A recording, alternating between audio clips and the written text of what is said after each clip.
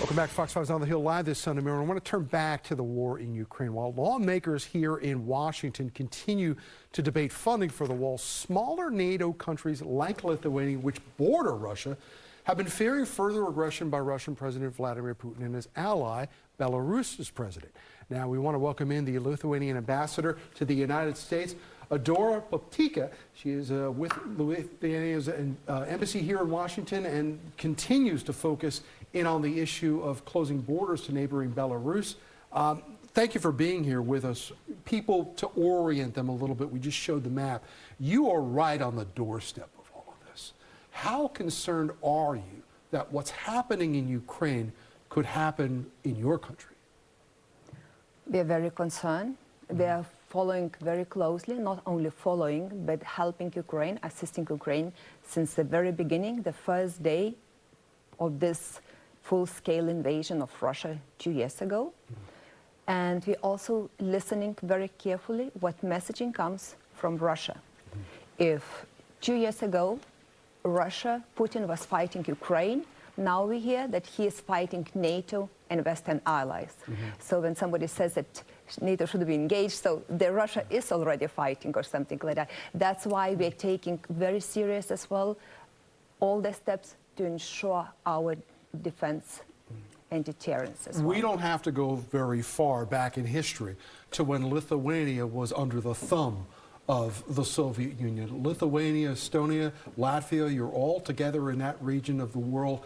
When you look at what's going on in Ukraine right now, is this a repeat or is this something new? It's very much repeat. It's very much repeat. It's almost the same what we experienced after the Second World War. Then also our civilian population was raped, killed, deported to Siberia, they wanted to be extinct or something like that.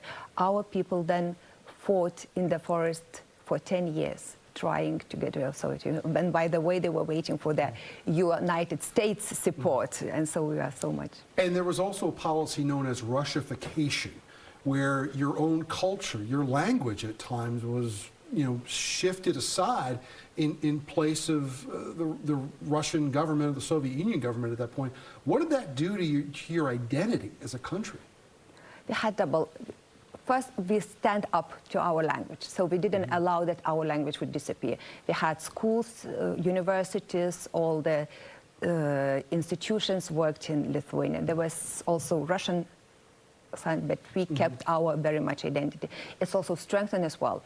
All the Lithuanians, I think Latvians, Estonians, we had double lives. We had to be a bit Soviet at school or at work, but we were very much Lithuanian. And by the way, United States gave us the hope, and there was beacon of our fight to freedom, because we're listening. I remember my grandparents listening to Voice of America, trying to know what's happening. And whenever we heard that American Lithuanians, who are hundreds of thousands here, or administration was for us, that gave us hope and strength to fight for our freedom. Lithuania has been in NATO for 20 years. There's a debate going on in this city right now on the Hill about whether or not more aid for Ukraine should be sent. There are people probably watching this morning and saying, we've got crime here in the nation's capital, we've got transportation needs, we've got infrastructure needs, we have roads that need to be repaired. Why should our country be sending money over to that part of the world? Is there a cost associated with not sending that money? Ukraine is fighting for the NATO as well.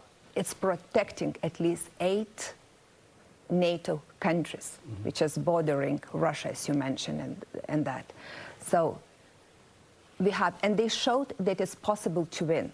They retook half of occupied territory. The Russian Black Sea fleet, which was so strong 2 years ago, now it cannot function. So Ukraine has access to the Black Sea. So, and they fought with such a small amount of weapons. So if Ukrainians are given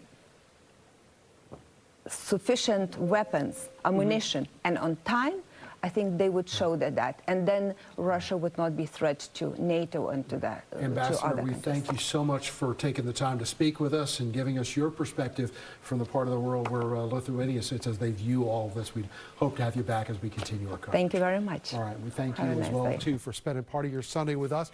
Want to remind you, coming up at the top of the hour, it's Fox News Sunday with Shannon Breen. Shannon's guests include Senator Marco Rubio, Senator from Florida, and Maryland Democratic Senator Ben Cardin. We will see you back here next week, next Sunday, on the Hill.